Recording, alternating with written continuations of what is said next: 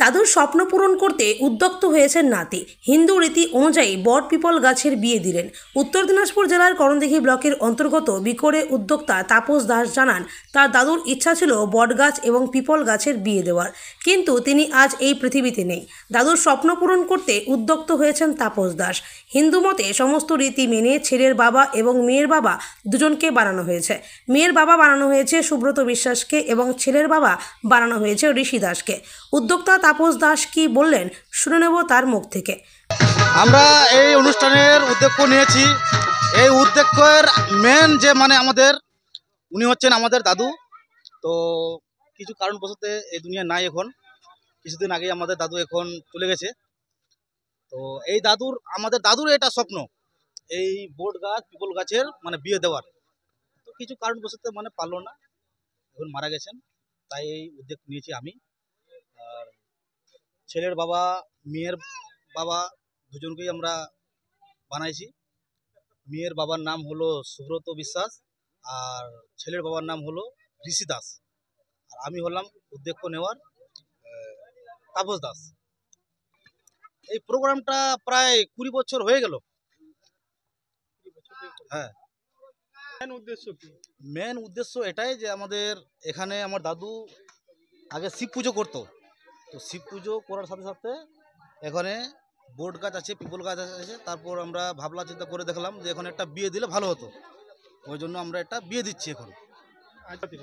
আজকে শিবরাত্রি। হ্যাঁ, সেই শিবরাত্রির দিন বেছে নিলেন কেন?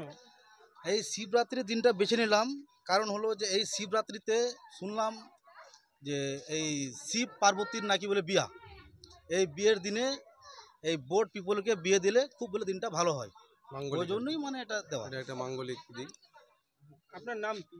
আমার নাম তাপস দাস। আপনি এই বিয়ের বিয়ের পাশাপাশি খাবার দাবার ও ব্যবস্থা করা হয়েছিল।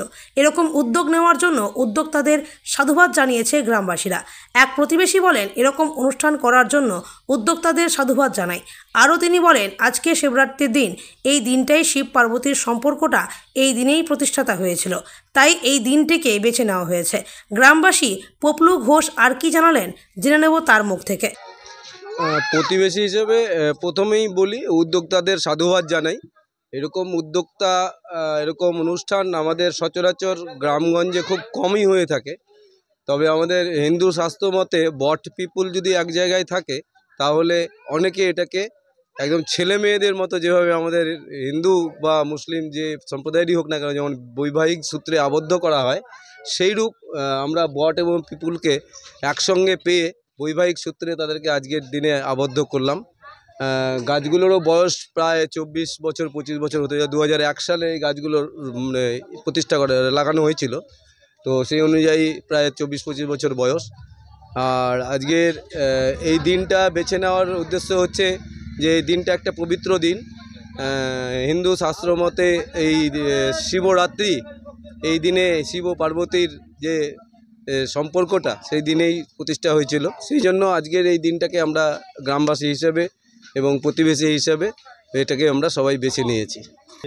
আমাকে খুব ভালো লাগছে, কারণ সবারই উপস্থিতি, গ্রামবাসীদের উৎসাহ উদ্দীপনা, বাজনা, পুরোহিত মহাশয় দিয়ে বিয়ে দেওয়া, এই যে রীতিগুলো একদম সম্পূর্ণ বিয়ের মতো। মনে হচ্ছে নিজেরই কোনো প্রতিবেশীর বিয়ে হচ্ছে। তাতে যেরকম আনন্দ করার, আমরা সবাই মিলে আজকে একযোগে পুকুর থেকে জল ভরা থেকে শুরু করে মন্দির গিয়ে সেই ঠাকুর দেবতাকে সাক্ষী রেখে আমরা এই দিনটাকে আজকের দিনটাকে খুব আনন্দের মধ্যে এই দিনটাকে আমরা অতিবাহিত করছি। আপনার নাম? আমার নাম পপলু ঘোষ। আপনি এই গ্রামেরই? এই গ্রামে আমি প্রতিবেশী।